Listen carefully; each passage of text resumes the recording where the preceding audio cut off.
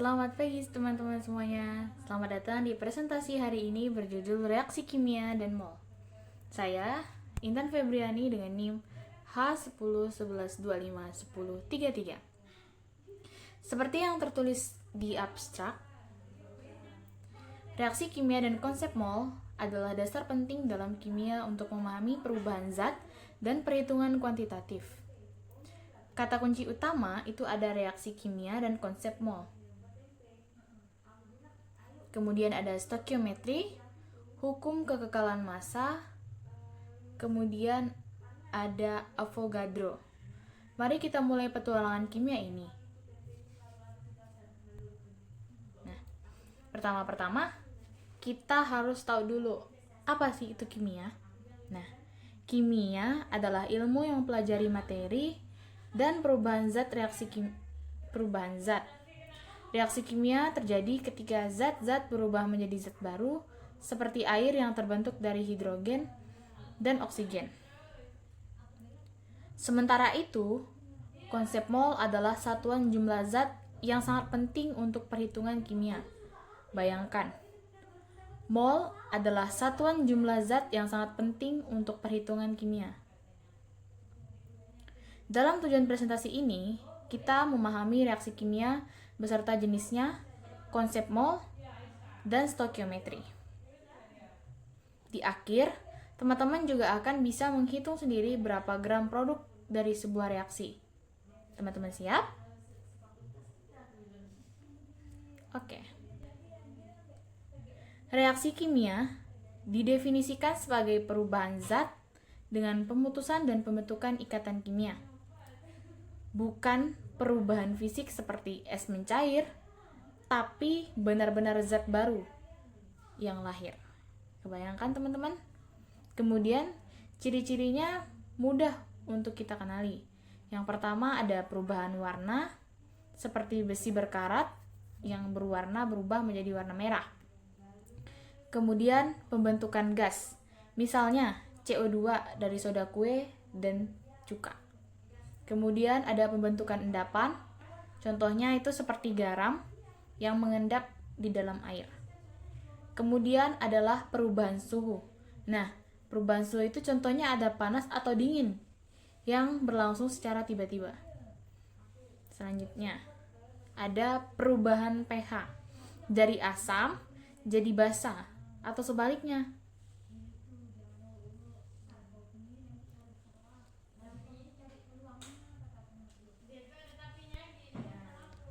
Ini ada hukum kekekalan massa.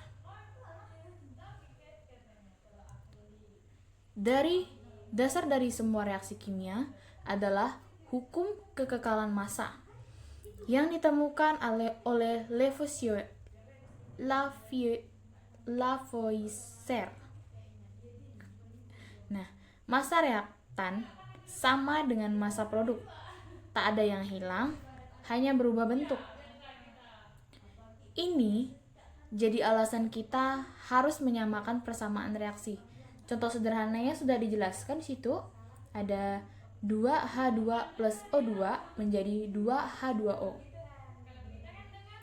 Massa hidrogen dan oksigen di kiri sama dengan air di kanan. Analoginya seperti anggaran rumah tangga, kemudian menjadi total uang yang tetap. Cuma alokasinya berubah. Paham kan teman-teman?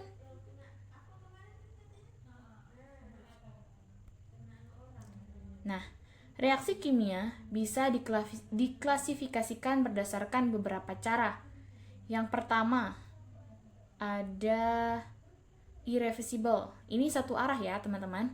Tak bisa berbalik seperti telur goreng. Ya. Kemudian ada reversible.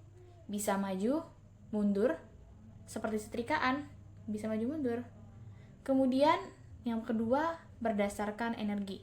Ada eksotermik. Nah, ini seperti melepaskan panas, seperti pembakaran. Dan endotermik. Ini sama seperti serapan panas, seperti es krim yang meleleh.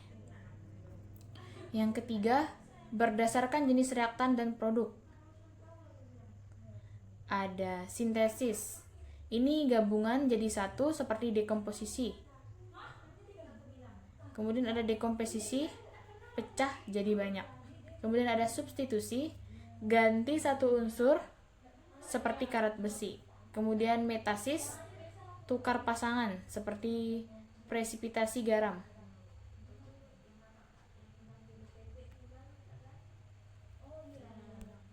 Sekarang, mari kita masuk ke konsep mol.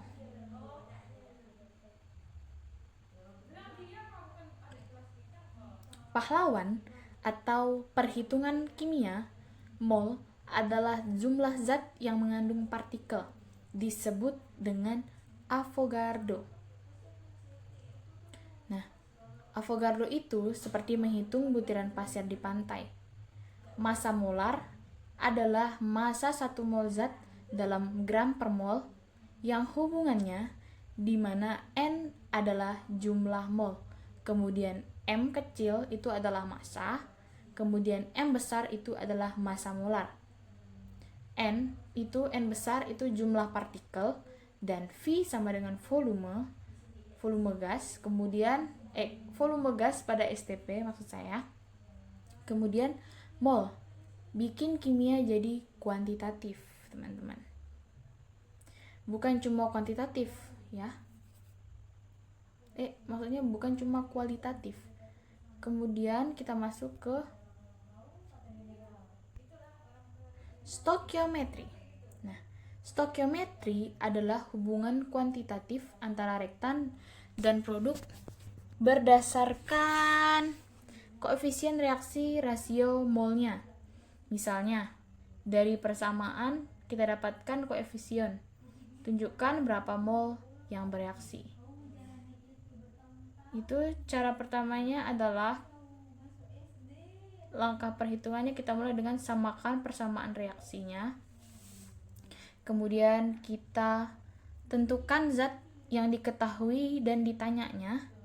Kemudian kita hitung mol serta zat yang diketahui. Selanjutnya kita gunakan perbandingan mol dari koefisien. Seterusnya konferensi kesatuan yang diminta.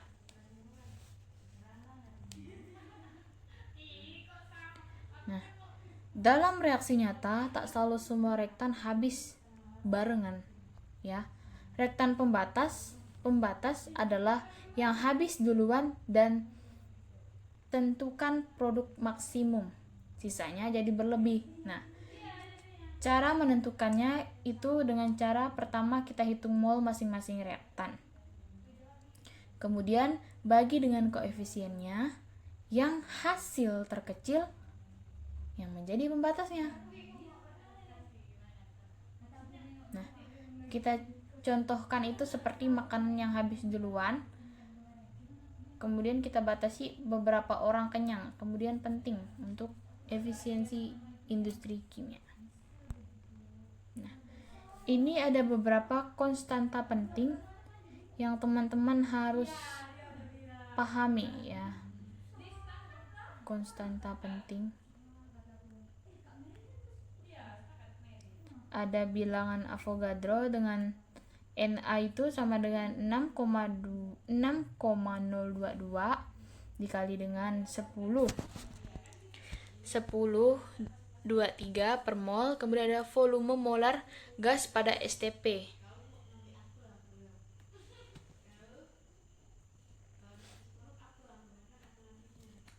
Ada situ STP-nya itu sama dengan 0 derajat Celcius atau 273 Kelvin dan 1 atom.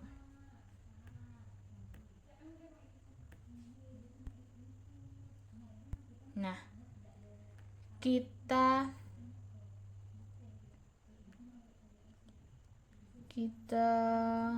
langsung ke contoh soal yang pertama. Di sini kita ketahui dari soal berapa gram air yang dihasilkan dari reaksi 4 gram gas hidrogen dengan oksigen berlebih. Nah, kita dapatkan reaksinya itu 2H2O ditambah 0,02 oksigen ya menjadi 2H2O. Nah, pertama yang kita ketahui adalah massa H2O. Massa H2 itu sama dengan 4 gram. Kemudian kita cari mol H2 itu sama dengan 4 gram dibagi dengan 2. Nah, gram per mol kita dapatkan 2 mol. Dari persamaan mol kita hitung H2 itu sama dengan mol H2O sama dengan 2 berbanding 2 sama dengan 1:1. Nah, mol H2O itu sama dengan 2 mol. Kemudian massa H2O sama dengan 2 mol dikali 18 gram per mol sama dengan 36 gram.